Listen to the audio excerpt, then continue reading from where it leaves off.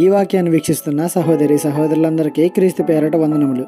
ఈరోజు వాక్యం ద్వారా దేవుడు మనతో చెప్తున్న మాట, అతడు ఒంటరి అయి ఉండగా నేను అతన్ని పిలిచితిని, అతనిని ఆశీర్వదించి అతనిని పెక్కుమంది ఎగినట్లు చేసితిని. యెషయా గ్రంథము 51వ అధ్యాయము 2వ వచనము. దేవుడు నిన్ను ఆశీర్వదించాలంటే నీ వెనక ఒక 100 మంది ఉండక్కర్లేదు. నీ తరపున నిలబడడానికి ఒక 10 మంది పేరు ప్రఖ్యాతులు గలవారు అవసరం లేదు. అబ్రాహాము వెనుక ఎవరున్నారని అంతగా ఆశీర్వదించాడు దేవుడు? ఒంటరివాడు. దేవుని మాటకు విలువిచ్చాడు, నమ్మకం ఉంచాడు. దేవునిపై విశ్వాసంతో ఎక్కడికి వెళ్ళమంటే అక్కడికి వెళ్ళాడు, ఏం చేయమంటే అది చేశాడు. కొన్ని కోట్ల మందికి తండ్రిగా నిలబెట్టాడు. అనేకమైన ఆస్తులకు, సంపదలకు, పశుమందలకు, పనివారికి కర్తగా చేశాడు. అబ్రాహాము వెనుక మనుషులు కాదు, దేవుడున్నాడు.